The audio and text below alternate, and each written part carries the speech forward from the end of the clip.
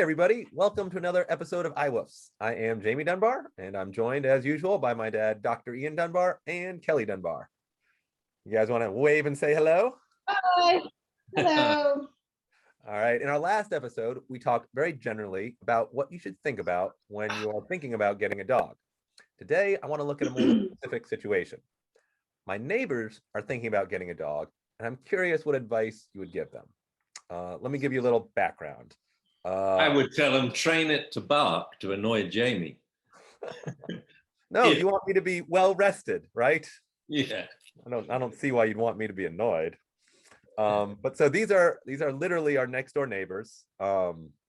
We share our back fence with them, and they've got a pretty big house, smallish yard. They've got twin 6-year-old boys. So as you can imagine, the house is at times loud and exciting. They've been looking for a rescue dog. 6-year-old boys? Twin 6-year-old boys. 6 years old. They've owned. I think you're giving too much information about these neighbors. Are you sure? Their bank account is a routing number. And they have 2 girls, you said, right? No. Boys, Dad, boys. They're my neighbors. They really are your neighbors. Oh, I see what you're saying. Yes. It's not me. There really is another family. Okay. Not trying to invent a hypothetical here. But so yeah, they have twin 6-year-old boys. They've had dogs before. Their dog they had before the boys were born passed away a little bit, I think before the pandemic. They've been trying to find a rescue dog. They actually brought home a rescue dog early in the pandemic, but then it wasn't a great fit. It wasn't going to be able to, wasn't kind of well socialized to the energy that their house is going to have. And they were asking me for advice. They were kind of showing me rescue dogs they'd been looking at. They told me about one that had, they went to visit and it snapped at them, and I was like, well, it's not a great sign. And kind of through the course of a conversation, we realized that, it might be hard, especially at this point, several months into the pandemic, a year into the pandemic, to find a rescue dog that is going to be well socialized to, small kids and families, and is going to be able to kind of adapt to their house without a bunch of rehabilitation sort of training. And so they kind of are now thinking about whether maybe a puppy makes more sense. So, maybe that helps explain where my head was at in our last episode, where I had a lot of questions about what people should be thinking about to getting a puppy. But yeah, so I'm curious what you think they should be thinking about if they're now thinking about getting a puppy, or if you think they should, keep looking. They shouldn't give up on a rescue dog yet, or what. So I don't know, Kelly, what do you think? What do you think they should be thinking about? What do you think? What sort of questions should I be asking them, or where should they be looking? Well, I mean, they why were they thinking of getting a rescue dog in particular? I think it's mostly just kind of the philosophical, sociological aspect of the fact that, they know that there are lots of dogs that need homes. And so, they want to be able to give a good home to a dog. I think it was kind of more of almost a political thing, it's let's give a home to a dog that needs one. Mm-hmm. That said, I mean, I think, if they could find a dog that was already older and was well socialized, and would fit in well, and, was already trained and had good habits and stuff, that obviously that would be convenient in a lot of ways. But it's starting to seem that might be well, I mean, that can happen. It's just that when you are looking at any dog, if you're looking for not a puppy, you're going to be looking for an individual. And I think I alluded to this in the last episode. It's like dating, and you gotta know what you're looking for. You have to have your list of criteria, and then you have to be ready to explore, date, and meet a lot of different dogs. And you can't be out of a specific timeline in that sense either. The perfect dogs do come through Everything, I'm amazed, in the rehoming process, like how you can suddenly find the right match. Not suddenly, how you can find the right match, generally not suddenly. But I don't think they have to give up on that. If they have a time frame and they're thinking summer would be the best time for them to do it, then maybe they should look at a puppy. But if they're willing to just wait till that right dog comes along and scroll Facebook posts and Yeah. So I feel like the other important point on that note, so they definitely had been looking for like the past few months. The dad especially, was on the websites, looking for dogs that needed a home, and had pursued a few leads. I think the really tricky thing is speaking to what Ian talked about in the last episode about the importance of test driving.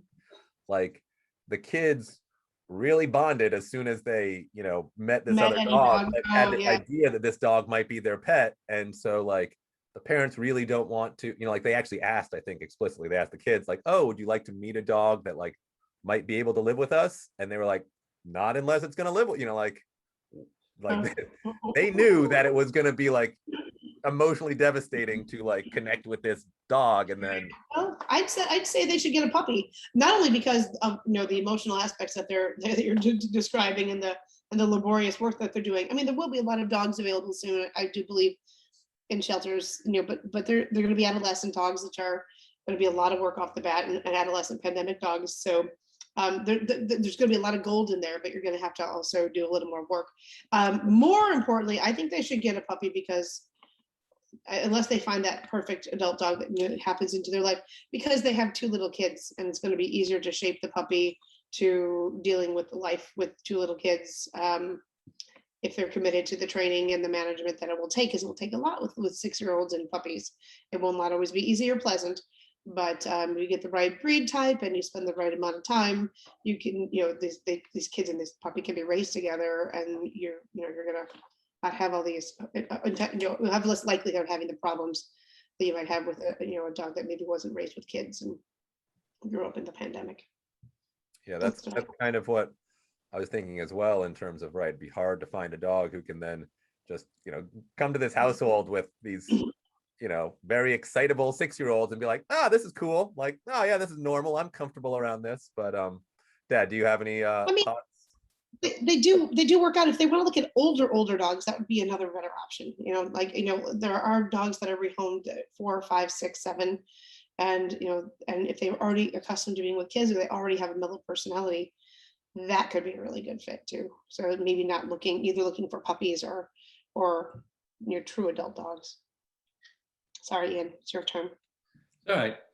Well, to continue with your analogy of it's like when you're dating, I would say it's a little more complicated than that. It's kind of like you are a single parent with twin 6-year-olds and you're trying to find someone to date. Yeah. And so the whole thing, I wouldn't give up on looking for an adult dog for a whole number of reasons. One, it's an adult dog that needs a home, and two, the perfect dog is out there for you somewhere. But before bringing this dog home, you have to make absolutely certain it's cool with 6-year-old boys. And I wouldn't be so inclined to test my own 6-year-old boys out with an unknown dog. And so when someone says, a shelter says, or maybe an individual who wants to rehome the dog, he just loves children, but he's too much for me. I say, okay, show me the dog with the children. Once I've seen the dog interact with some children, I would say, cool. And then bring him home. Kids will fall in love with it. The other option is go for a puppy. The biggest pro that I can see there is, well, they've got neighbors next door with 2 girls and a daddy who knows a lot about dogs. And so you just got to go through the garden fence. And so there could be some sharing in some of the, puppy sitting and that sort of stuff. And we know that any puppy that comes into the house, everyone's going to fall in love with it. But now, because I'm a great believer in like 2 family dogs. I remember friends of mine years ago, they wanted to get a dog, but they worked 9 to 5. They were both lawyers. I said, well, why don't you talk to some neighbors, see if they'd like to share a dog? And they worked it out with their next door neighbors. They had the dog 5 days of the week, kids are at school. Sorry, the neighbors had the dog, and enjoyed all this stuff, weekdays and playing with the kids. Then they would take the dog to their ranch at the weekends. I mean, this dog led the life of O'Reilly, And so if we go the puppy route, but I don't usually, I like to engage people and what they want to do, what their questions are, what their preferences are, like Kelly was saying, and our previous iWoofs. I leave the decision-making process up to people because I've been stung by this so much. As you know, the time I spent with Isaac and Becca, name and shame on the podcast. Oh, sorry. I'm sorry, but no, it was the dad who should be named and shamed. But I'll forever won't mention his name. Anyway, he wanted to get a dog for the kids, and I spent a whole day with the two of them and Jamie going through different breeds and all this, and eventually decided for a number of reasons on Portuguese water dogs. And then Dad got a shepherd. The inimitable Toby. Wonderful dog, incredible beast of a dog, But so I always think, what's the point? People are going to make decisions, and there's no reckoning to the sort of decision that some people make about a dog for life or a person for life. And I just look at the decisions, I go, I would have done it differently. So I consider my job is that if these neighbors who live next door ever have any difficulties, want advice, hey, I'm there for them, as I know Jamie will be too. So I would probably opt, for a puppy, but I wouldn't give up on looking for, because when you find a perfect adult dog, it is truly perfect. Like I'm thinking now of Claude and then Zuzu. I mean, what finds both of them for very different reasons. Right. But would either of them be perfect dogs for a family with twin Well, they wouldn't even, no, even perfect dogs for us. I mean, it's a perfect dog for you. Right. And so look for it. Search. But for the puppy, you've got to know what you're going to be doing before you get it. You've got to be planning out your next 6 weeks. That will make or break that dog. And once you've got 6 weeks under your belt, now you're kind of plain sailing a lot of the way. You'll be happy to hear they already have paperback copies of before and after you get your puppy. Well, I'll be quizzing them before we let them get a puppy. Yeah.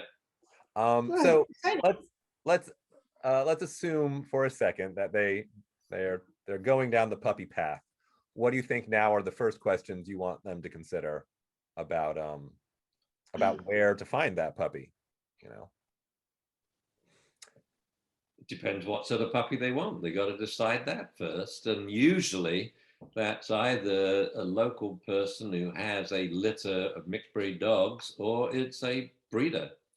We start the search. What we want to make sure is that they, just as when buying a car, insist on certain things about this puppy. We want to know it's been handled as a neonate, it's been extensively socialized with loads of people, it's been house trained, tutored, and so on. We want to make sure the breeder has also read before you get a puppy, so that they don't have to play catch up at 8 weeks.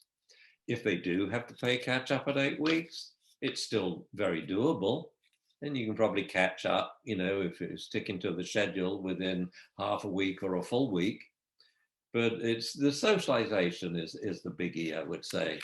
You really, when you have a dog, the how should I put it, the relief you feel when you know that your dog is rock solid with people, especially children. Because it's not the two twin boys, it's when their friends come over. Yeah. And so making sure this puppy is rock solid, it's really good if it starts when the little neonate is blind and deaf, but he can feel being handled and he can smell the person handling him as a stranger. It's not the breeder. And that sort of preparation, it's worth its weight in gold. So much else can be taught fairly rapidly. Okay, but so if they're thinking about going from a breeder, how do you pick a good breeder? By asking those questions. What's your puppy raising program in the kennel? How do you find that list of breeders to even contact?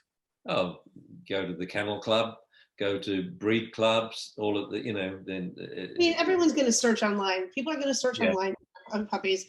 Look up the breed you like. Look up what's local. Look up. I like personally. I usually, when I'm picking a puppy, I might look at what. I mean, I have maybe a different goal in mind, but like sports, I go to sports pages of different dog sports and say, well, which dogs are doing well in which sports, or what dogs have these CGC titles, or who's done their their canine good citizenship, and you can look things up like that. But people are going to search online. They're going to find a breeder online that has a slick website, and some of those are going to be puppy mills, and some of them are not. What you want to try to do is get referrals from people who have puppies. If you ask people in your neighborhood, ask people at your park. If you do go to a website, then do ask for referrals. Have phone conversations, or I wouldn't even do text or email. Really, I try to talk to breeders. A good breeder is going to ask you a lot of questions, and you should not be insulted by that. You should be impressed by that. If they're not asking questions, or they're treating the puppy like a commodity, it probably is a commodity to them. That doesn't mean they're not doing a good job. In some cases, there are some breeders now that are definitely breeding pet dogs for profit that I wouldn't call puppy mills as well. That are, there's a niche out there for well-behaved, easygoing, smallish, doodly type dogs, especially, and people are producing pet dogs, and that you're probably more suited to look for somebody who is producing a pet dog than you are someone who's breeding show Akitas or working line German Shepherds. So ask questions, find a breeder that will engage with you, that will entertain your questions and understand that you're concerned about your puppy, and that and hopefully someone that will ask you questions back and have some of their own criteria that they want you to meet as well. That's what I would say. Go ahead. Sorry. So it sounds like if you have a breed in mind, you can start searching online, possibly looking local, possibly not. You'll find some options, but then the really important part is vetting them by having conversations with them, or possibly owners who adopted dogs from them, to ensure that they are doing the important due diligence of raising puppies the right way.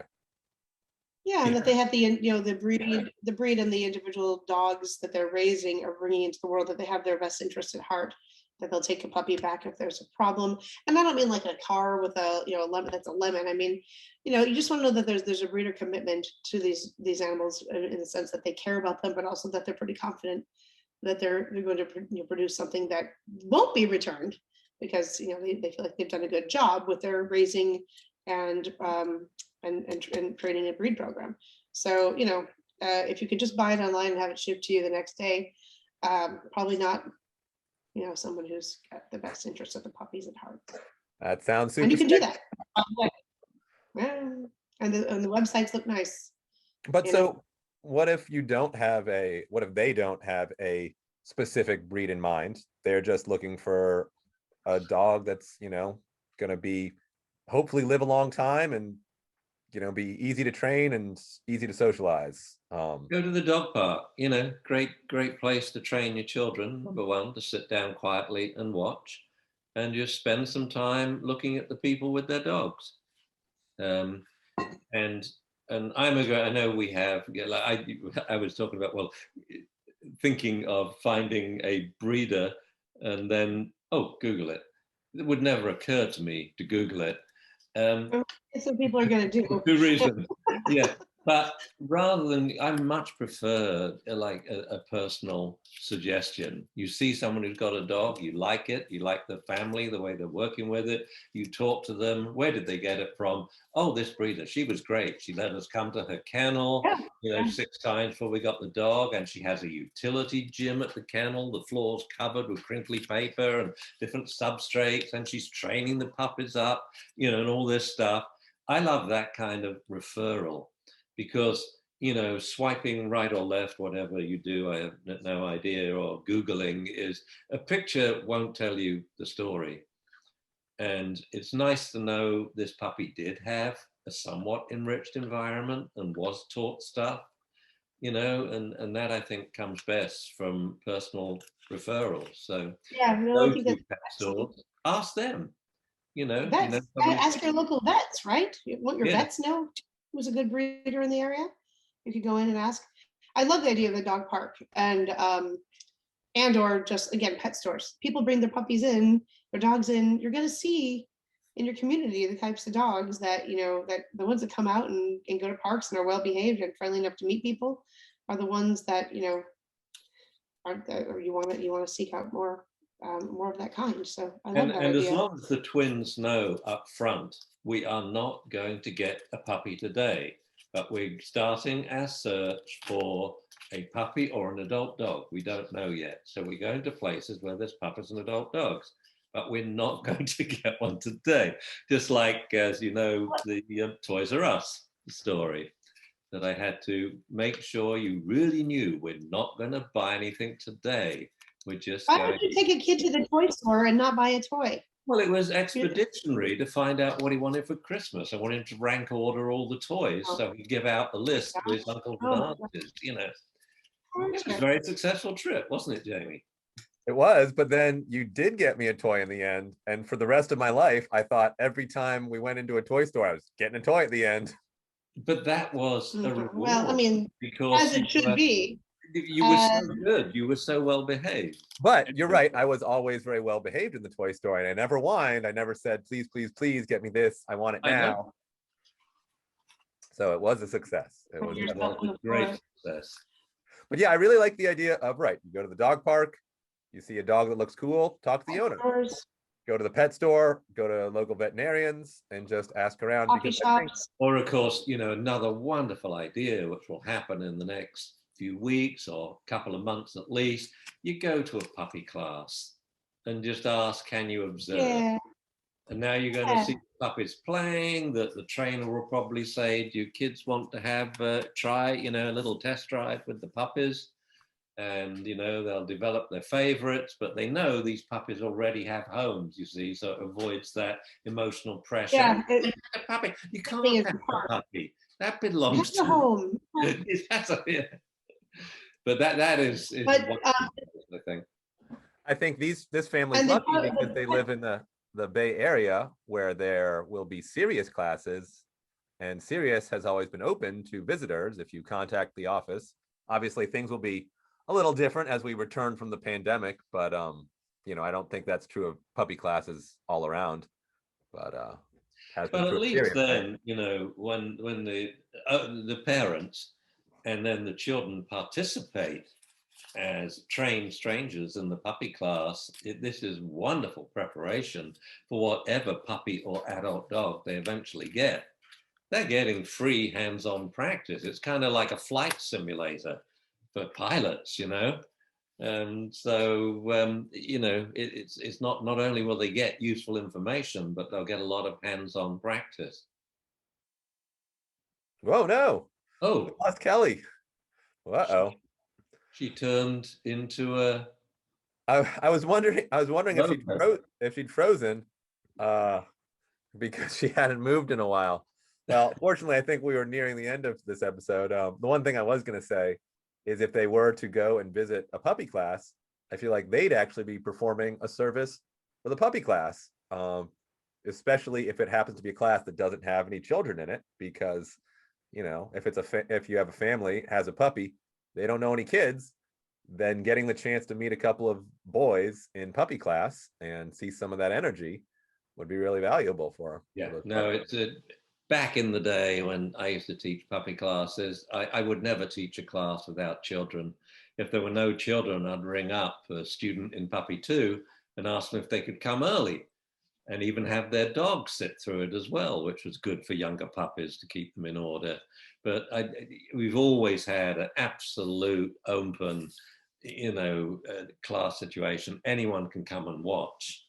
And that's how a lot of puppy trainers in the world got trained up. We had people, remember, come to visit from Germany and Australia and France, and they learned from watching, listening to the horse's mouth, so to speak, watching serious puppy training.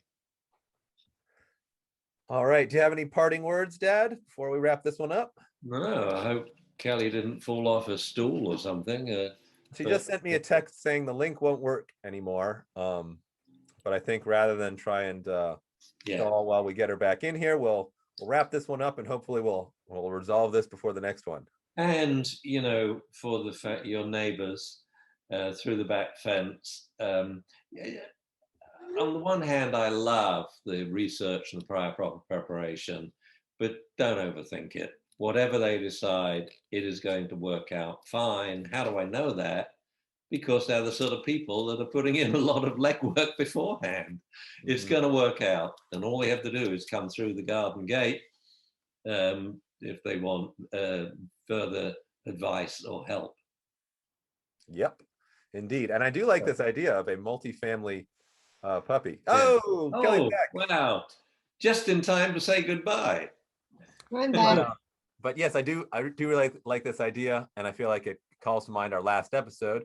Kelly saying how it really takes a village to raise a puppy, and you talking about how it really helps to have more than one person. But so 2 families together working to raise this puppy should lighten the load, and I think it would be fun to be able to have them be the official family owners of the puppy, but that I would be able to offer a lot of support, and I think my daughters would love to spend some time with the puppy, but ultimately it does go back there. Yeah, pup sharing is a great idea. So enjoy that. Enjoy your new puppy, Jamie. Yeah. Sounds good. Well, I think we'll wrap it up there then. So do you guys want to say goodbye? Bye. Bye, everybody. Bye, everybody. It was fun. I'll see you soon. Till the next time. See you next time. Bye. Bye. Bye. Thanks for watching this video. If you'd like to learn more about dog training and behavior, make sure you visit DunbarAcademy.com to check out our selection of courses, many of which are completely free. If you'd rather watch more of our videos here on YouTube, just click the links to the right. And if you want to follow us on social media, everything you need is directly below. As always, please make sure to like, comment, subscribe, and don't forget to click the bell for notifications.